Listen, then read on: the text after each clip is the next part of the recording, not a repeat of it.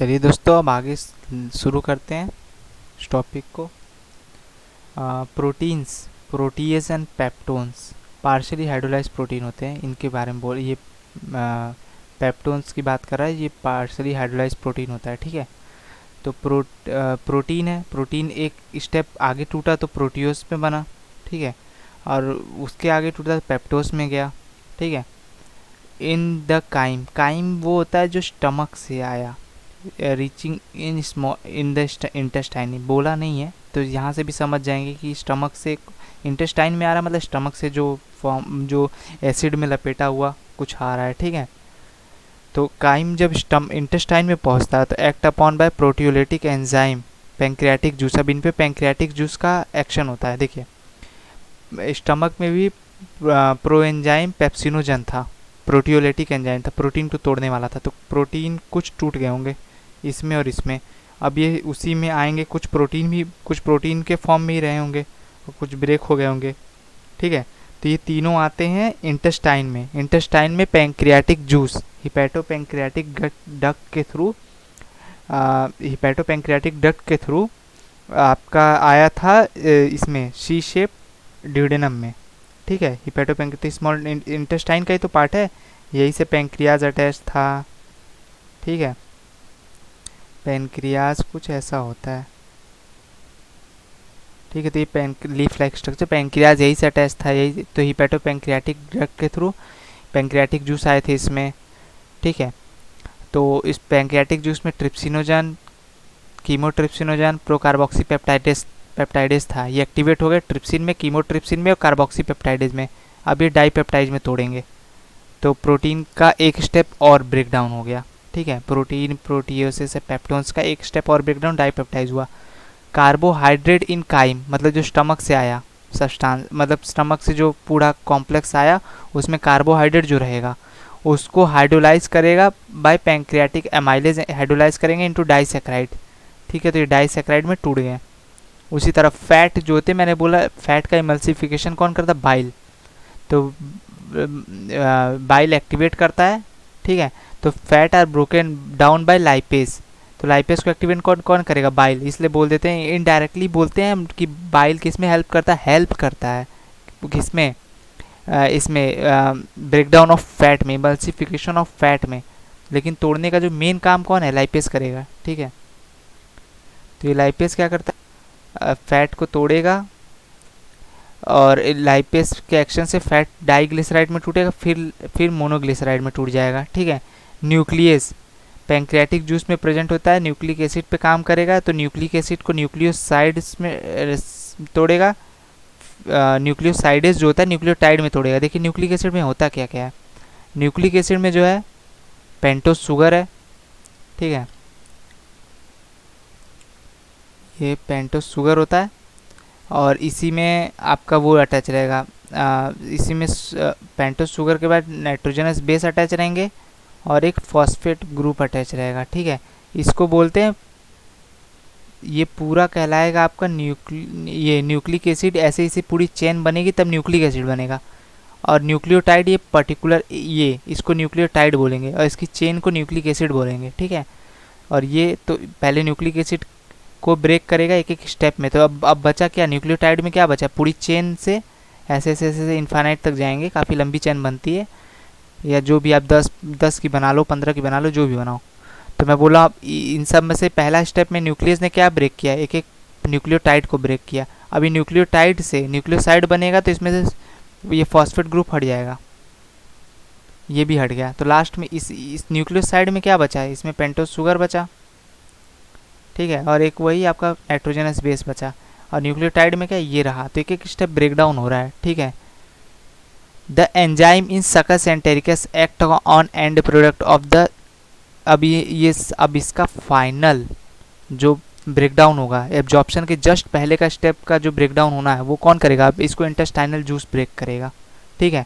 तो पैंक्रियाटिक जो पहले स्टमक में था, स्टमक में जनरली कुछ भी बहुत ज़्यादा नहीं हुआ ब्रेकडाउन, बस प्रोटीन का हाइड्रोलिसिस हुआ वहाँ पे, बाकी सब लमसम वैसे ही आया, ठीक है। स्टार्च का 30% तो माउथ में हो गया था, बगल कैविटी में हो गया था।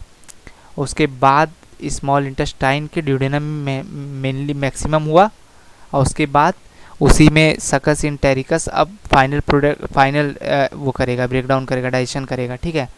Final end on product of the above reaction to form respective simple absorbable form. अब इस एब्जॉर्बेबल फॉर्म में ये कन्वर्ट करेगा। This final step of digestion occur very close to mucosal epithelium.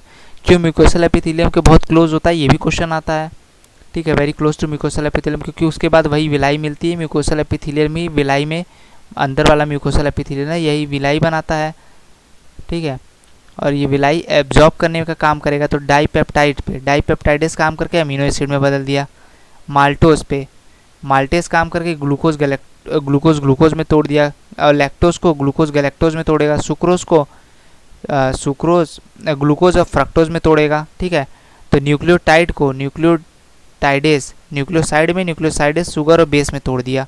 मतलब पेंटोज शुगर भी अलग हो गया, पेंटोज शुगर भी अलग हो गया और आपका बेस भी अलग हो गया, ठीक है। तो डाई एंड मोनोग्लिसराइड, डाई और मोनोग्लिसराइड को लाइपेज जो होता है फैटी एसिड और ग्लिसरॉल फाइनल प्रोडक्ट में तोड़ दिया एकदम, ठीक है। अब देखते हैं breakdown of bio macromolecules method अब ऑकर इन ड्यूडेनम। ये जो ब्रेकडाउन है तो मैक्सिमम पूछता है कि मैक्सिमम डाइजेशन कहाँ होता है, तो ड्यूडेनम में होता है maximum digestion, maximum digestion duodenum में होता है रीजन में, ठीक है, of small intestine. The simple substances thus form are absorb by jejunum and ileum. इनका एब्जॉर्प्शन होगा जेजनम में, इलियम में, एब्जॉर्प्शन बोल रहा है, ठीक है। एब्जॉर्प्शन जेजनम और इलियम में हो रहा है। Of small intestine the undigested unabsorbable substances are pass on the large intestine. और जो अनडाइजेस्टेड एब्जॉर्ब है वो लार्ज इंटेस्टाइन से पास हो जाएगा, ठीक है। No significant digestive activity occur in large intestine. Large intestine में कोई खास डाइजेस्टिव एक्टिविटी नहीं होती है, ठीक है। द फंक्शन ऑफ, तो ये रहा no significant digestive activity occur in large intestine. यहाँ फालतू स्टार मार दिया मैंने, चलिए। The absorption of water, mineral and certain drugs होता है स्मॉल लार्ज इंटेस्टाइन में। Secretion of mucus which help in adhering of waste undigested particle together. Lubrication for easy passway, ठीक है। इजी पासवे के लिए लुब्रिकेशन कर दिया जाता है वेस्ट मटेरियल का या जो अनडाइजेस्टेड रह गए उनका। Undigested unabsorbable substance called faeces matter enter into caecum और first part of small large intestine में थ्रू इलियोसिकल वॉल। वहाँ पे एक वॉल पाई जाती है ताकि बैकफ्लो ना हो, वॉल का वही काम ही है। This prevent backflow of faecal matter, ठीक है। It temporary stored in rectum. तो ये पूछता है क्वेश्चन कि किस में टेम्परेरी स्टोर रहता है, तो रेक्टम में रहेगा लास्ट पार्ट में। The activity of gastrointestinal tract are under neural. अब ये गैस्ट्रोइंटेस्टाइनल ट्रैक की जितनी एक्टिविटी हो न्यूरल और हार्मोनल कंट्रोल के अंडर में होता है। न्यूरल एंड हार्मोनल कंट्रोल के अंडर में होगा। प्रॉपर कोऑर्डिनेशन होगा डिफरेंट पार्ट्स में। और the sight and smell of और presence of food in oral cavity can stimulate secretion of saliva. मतलब जो स्मेल होती है या जहाँ साइट होती है वहाँ खाने की, वो सलाइवा के सिक्रीशन को प्रोसीड करता है, ठीक है। Gastric and intestinal secretion are also similarly stimulated by neural signal. तो गैस्ट्रिक और मतलब जनरली सब न्यूरल सिग्नल पे बेस्ड है कि खाना खाया, हमारे माइंड को पता चला डाइजेशन का प्रोसेस अब स्टार्ट करना है, ठीक है, न्यूरल सिग्नल पे बेस्ड है। The muscular activity of different part of alimentary canal can also moderate by neural signal. मतलब मस्कुलर एक्टिविटी मतलब जैसे कि जहाँ एक जगह पेरिस्टलिसिस मूवमेंट हो रहा था, एक जगह चर्निंग मूवमेंट हो रहा था, ठीक है। उसी तरह स्मॉल इंटेस्टाइन में भी मस्कुलरिस लेयर में मूवमेंट देखने को हमको मिल गया। तो ये सारी न्यूरल कंट्रोल में है सारी मैकेनिज्म, ठीक है, both local and through central nervous system. तो सेंट्रल नर्वस सिस्टम भी इन्वॉल्व होता है इसमें और लोकल वो मतलब आपका पीएनएस सीएनएस दोनों इन्वॉल्व हो गए। Hormonal control of the secretion of digestive juices are carried out by local hormone producing gastric and intestinal mucosa. इसमें कोई खास नहीं है, बहुत कुछ जनरली एक ही चीज़ को बार बार बताया गया है कि न्यूरल और हार्मोनल कंट्रोल के अंडर में है क्या क्या, थोड़ा बहुत ध्यान दे दीजिएगा, बहुत है इसमें, ठीक है।